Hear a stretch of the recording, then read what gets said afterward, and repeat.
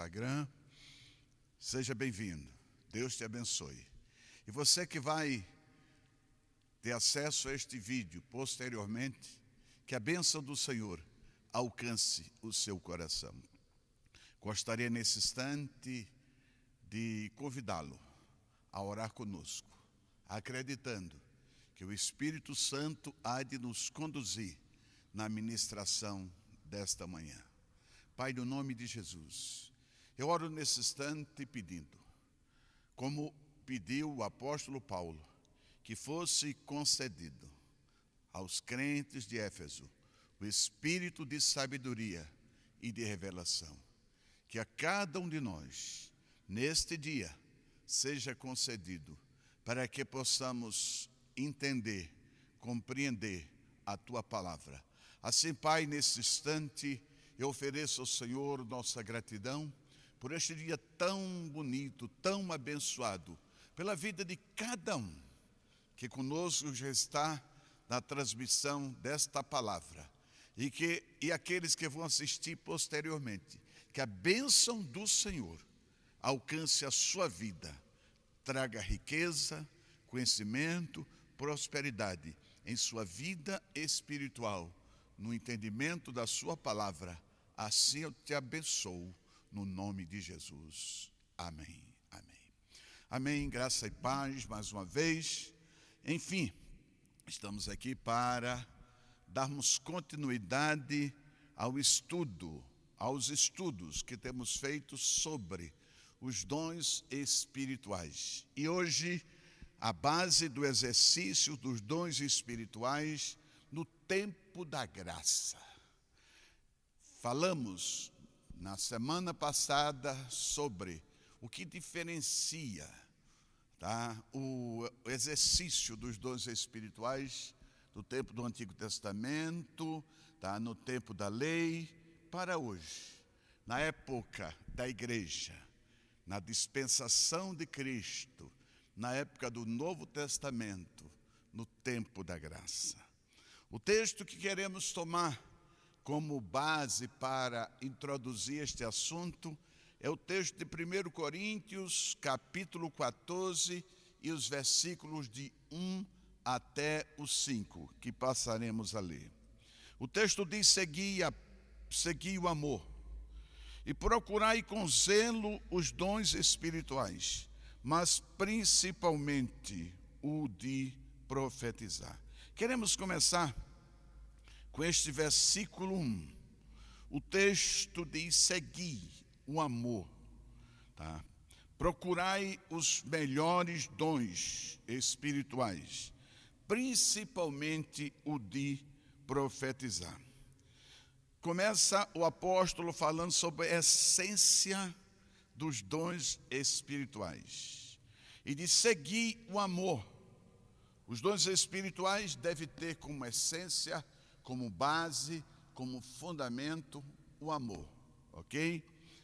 Antes, ele tinha descrito, antes desse capítulo 14, ele tinha descrito aquela página tão linda do capítulo 13 de 1 Coríntios, que começa: ainda que eu falasse as línguas dos homens e dos anjos, e não tivesse amor, seria como metal que soa ou como um sino que tine. Veja que ele começa trazendo a base, o fundamento, chegando ao ponto de um necessitar do outro para que se torne efetivo e evidente. Ainda que eu falasse a língua dos homens, da sabedoria, fosse um poliglota, ou mesmo as línguas dos anjos, se não tivesse amor, o texto diz: seria como metal que soa, ou como sino que tine, apenas um som que se propaga como um eco e logo ele se desfaz, não ficando nem à memória. No versículo 2 diz: ainda que eu tivesse o dom de profecia, conhecesse todos os mistérios e toda a ciência. Está falando sobre o dom de sabedoria, de conhecimento, ainda que tivesse toda a fé, o dom da fé, de maneira tal que transportasse os montes, se não tivesse amor, nada seria.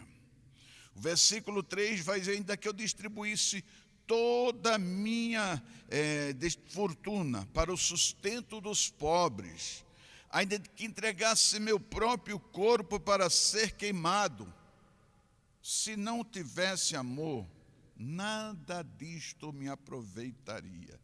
Veja aqui em que pé, tá? Em que patamar o apóstolo Paulo coloca esta questão dos dons espirituais, chegando ao ponto de que, se alguém der todos os seus bens, todos o seu carro, sua casa, seu salário, tudo se lhe der para o sustento dos pobres, ainda que ele desse o seu próprio corpo para ser queimado, se não tivesse como base, fundamento, o amor, nada disto adiantaria. Daí, meu amado, se os bens, se a própria vida não adianta sem amor, está dito o que o apóstolo está querendo dizer. Aí vai ele dando continuidade, versículo 4 em diante: o amor é sofredor, é benigno. Esta é a base dos dons espirituais, ok? É sofredor, é benigno, não é invejoso, não trata com leviandade, não se ensoberbece, não se porta com inconveniência, com indecência, não busca seus interesses, não se irrita, não suspeita mal. Veja, queridos, que na aplicação dos dons espirituais, principalmente do dom da profecia, no exercício do submundo da igreja, porque eu vejo a igreja e vejo uma igreja que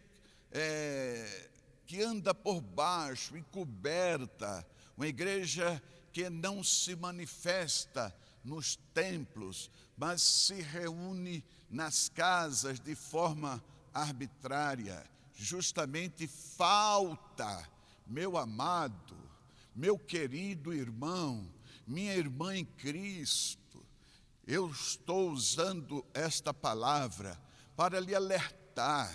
Se você vai ter acesso a este vídeo, pare, põe a mão na sua consciência, pense como você tem praticado os dons espirituais. Tudo sofre, tudo crê, tudo espera, tudo suporta. O amor nunca falha. Mas havendo profecias, pare e pense nisto, serão aniquiladas. Havendo línguas, cessarão. Havendo ciência, desaparecerá. Porque em parte conhecemos e em parte profetizamos. Mas quando vier o que é perfeito, a perfeição do amor se concretiza e se concretizou na vida de Cristo, né? No ato do sacrifício do Calvário, é a concretização do amor. E a base dos dons espirituais é justamente em Cristo, no seu sacrifício, na sua obra vicária e no seu amor manifesto a todos os homens. Quando vier o que é perfeito, então o que é em parte será aniquilado. Quando eu era menino, falava com o menino, sentia com o menino, discorria com o menino, mas logo que cheguei a ser homem, maduro, consciente, é isto que eu estou chamando você para que reflita sobre a sua maturidade, consciência, como você tem exercido e praticado os dons espirituais. Mas logo que cheguei a ser homem, acabei com as coisas de menino, porque agora vemos por espelho, em enigma, mas então veremos face a face. Agora conheço em parte, mas então serei conhecido como também sou conhecido. Agora, pois, veja só o resumo, o suprassumo do exercício dos dons espirituais. Agora, pois, permanece a fé, a esperança e o amor. Desses três, o maior destes é o amor. Por isso, no capítulo 14, versículo 1, o apóstolo Paulo diz com muita propriedade, veja só a leitura deste texto, ele diz: segui o amor, põe o amor em primeiro lugar, põe o amor como base e procurai com zelo os dons espirituais, principalmente o de profetizar. Muito bem. Por quê? Por que procurar com zelo? Porque procurar com zelo os dons espirituais. A partir daí, apresenta a finalidade dos dons, do dom de língua e do dom da profecia. O dom de língua não fala a homens, é uma comunicação entre o homem e Deus, senão a Deus. Porque o que fala em línguas desconhecidas não fala aos homens, senão a Deus, porque ninguém o entende. Em espírito, fala mistério. Mas o que profetiza, fala aos homens para edificação, exortação e consolação. Só. A Bíblia basta. Não precisa estar inventando, criando, nem importando, porque o que se faz com muita propriedade é importar-se, trazer do Antigo Testamento, da época da lei para a época da graça, o exercício dos dons espirituais. O texto é enfático. A profecia, os dons espirituais, e no caso específico, a profecia tem a finalidade de edificação, exortação e consolação, tomando como base o capítulo 13, baseado no amor.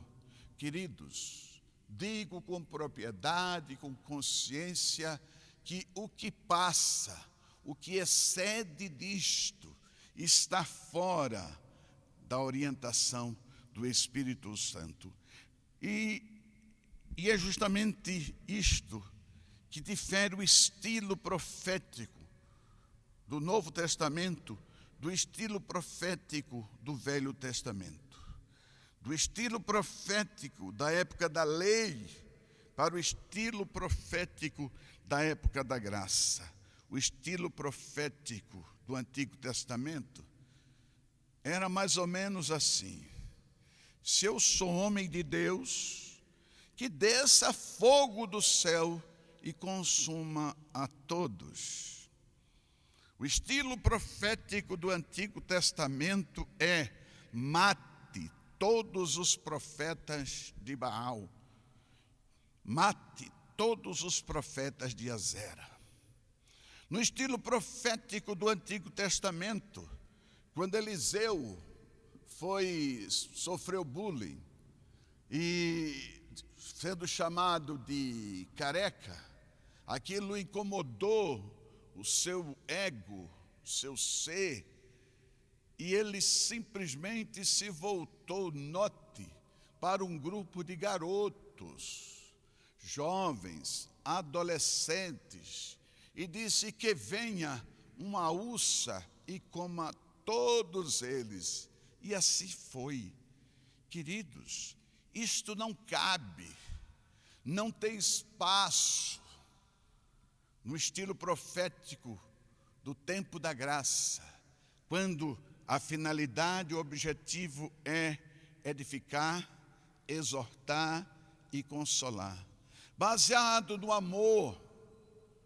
Daí, esta página, este texto do capítulo 13 de 1 Coríntios, ele é claro.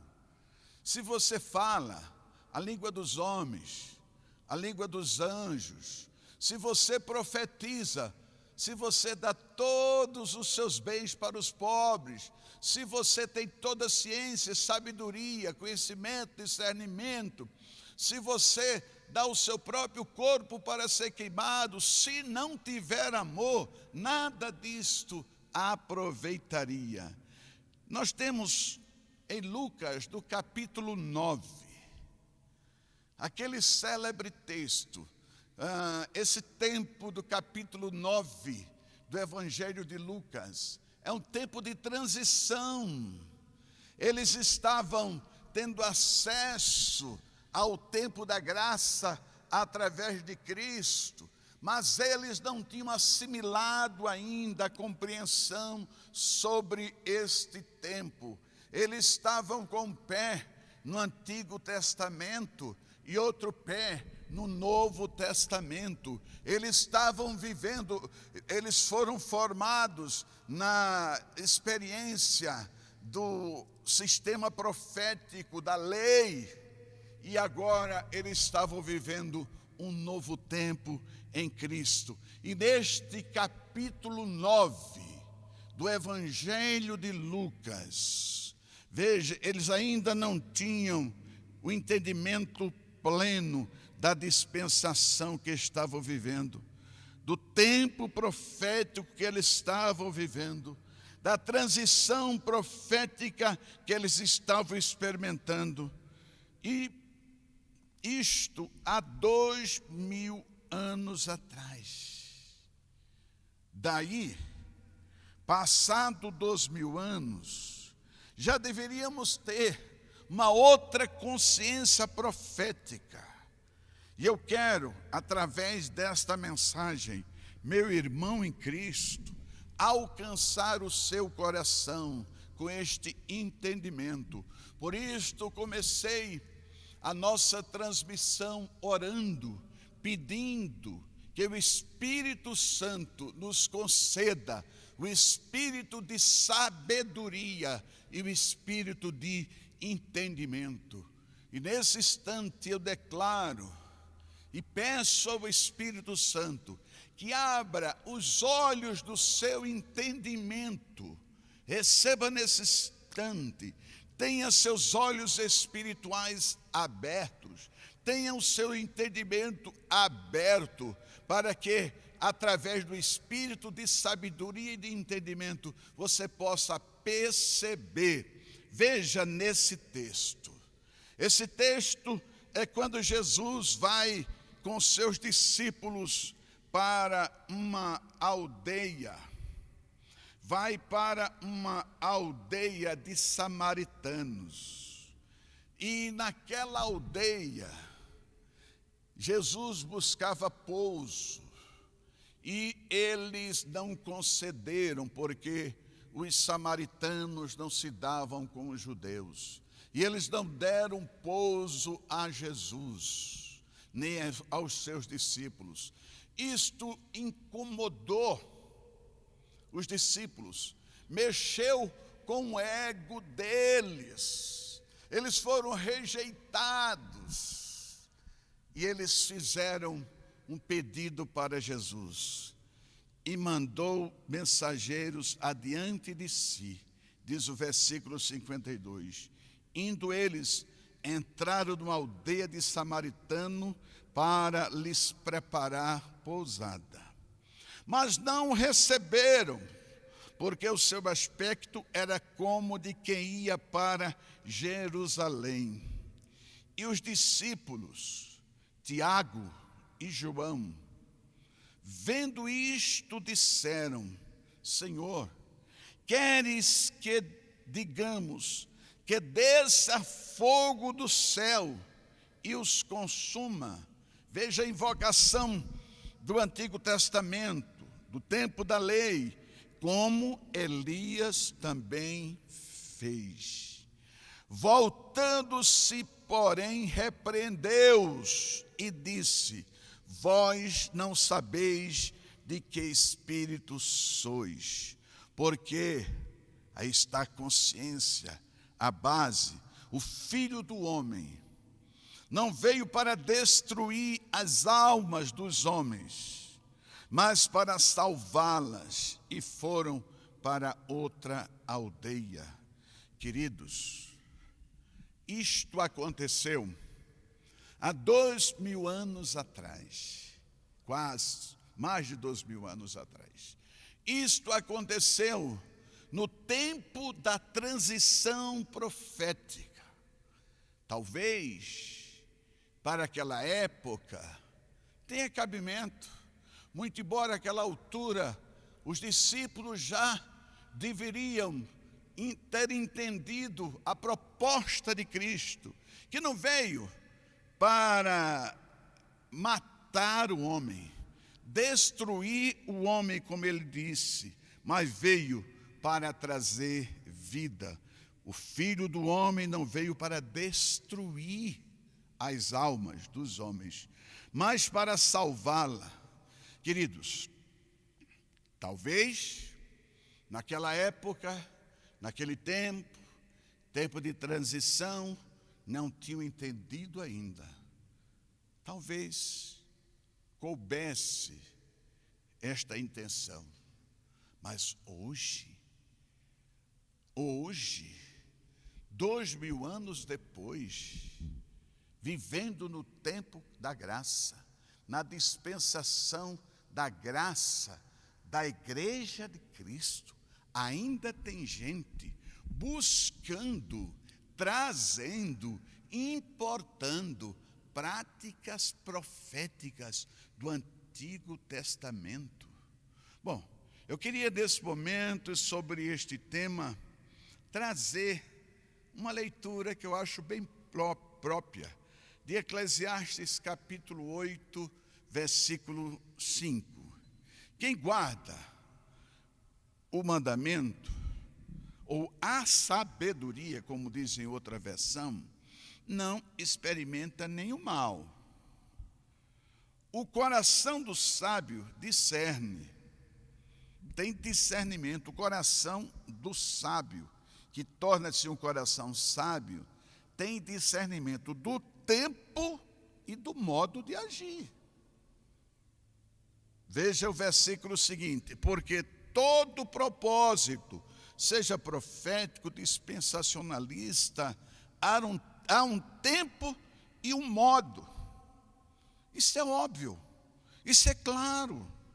O tempo e o modo do Antigo Testamento era justamente desta forma: desça fogo do céu, manda matar os profetas de Baal, que uma ursa coma esses meninos, que desça fogo do céu, como Elias pediu. Enfim, mas o tempo que vivemos, tem gente que não está conseguindo se situar no tempo profético, na dispensação que vivemos, e tem trazido prejuízo à Igreja de Cristo. Veja só, hoje, quem não entende isto, quem não tem o discernimento profético, tanto do dom como do ministério profético, tem um exercício que traz peso, julgamento. Quanto julgamento tem sido colocado nas profecias? Medo, profecias que geram medo, profecias que trazem condenação, profecias baseadas em ameaça. Queridos, onde está seguir o amor? Procurar com zelo, com carinho, os dons espirituais, principalmente o de profetizar. Onde está o edificar, exortar e consolar? Se o que se tem no exercício profético de muitos que não entendem, que não se move pelo Espírito, mas sim pelo ódio, pela carne, trazendo peso sobre as pessoas. Quantas famílias, quantas vidas sofrendo por peso de profecias de homens, trazendo julgamento, muito mais do que julgamento, trazendo condenação, queridos, trazendo ameaça e medo. Eu queria, nesse instante de nossa palavra, trazer para você, estou dizendo que a base é a base, seguir o amor, procurar com zelo, edifica, exorta e consola. Deveria-se ler o texto de Gálatas, capítulo 5, versículo 22. Não se pode separar, divorciar os dons espirituais, o exercício profético, dos frutos do Espírito. Não pode. Eles têm que andar lado a lado. Mas os frutos do Espírito é amor, gozo, paz, longanimidade, benignidade, bondade, fé, mansidão e temperança. E veja, e contra estas coisas não há lei. Não há lei. O tempo da lei ficou. Vivemos no tempo da graça de Cristo, um novo tempo. A igreja tem que acordar para esta realidade e viver esta realidade com entendimento e consciência, no nome de Jesus. Voltando ainda ao texto de 1 Coríntios, capítulo 14, versículo 4. O que fala em línguas? O que fala em língua desconhecida edifica-se a si mesmo, mas o que profetiza edifica a igreja. Aí está. Não é para uma edificação própria, é para a edificação do corpo. Fica uma pergunta. Com o exercício profético, o exercício dos dons da profecia, como você tem praticado, edifica a igreja? Edifica o corpo de Cristo? Ou separa a igreja? Julga a igreja? Condena a igreja? E continua.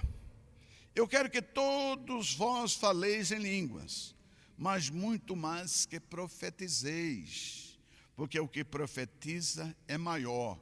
Maior porque o propósito não é a edificação própria. Línguas traz edificação própria.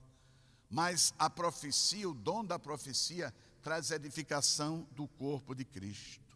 O que fala em línguas, a não ser que também interprete, para que a igreja receba edificação. Nisto consiste. O que fala em língua desconhecida edifica-se a si mesmo. Mas o que profetiza edifica a igreja. Daí o propósito é este. Quando se fala em línguas, sempre se fala de nós para nós mesmos, tá? Quando se fala a profecia, fala de Deus para o povo. A profecia sempre cumpre o propósito da edificação. Tá aí, meu amado?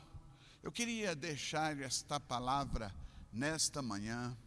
Reflita sobre isto, pense sobre isto. Eu teria muitas experiências a compartilhar, mas experiências que muitas vezes não edificam o corpo de Cristo.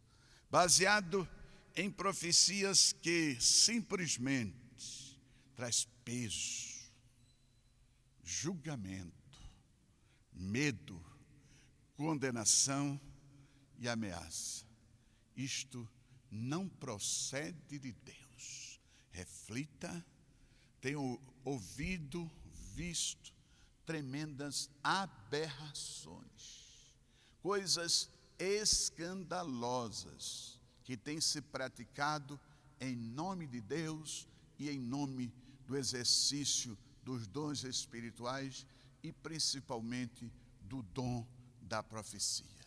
Como orei no início, oro mais uma vez, que o Senhor conceda a todos nós o espírito de sabedoria e de discernimento, para que os olhos espirituais, os meus e os seus, sejam abertos, para que possamos ver como, para que e a base daquilo que deve fundamentar o exercício dos dons espirituais na vida da igreja, na vida das famílias. Que o Senhor te abençoe, que a graça de Cristo inunde o seu coração e que o Espírito Santo te traga discernimento e sabedoria.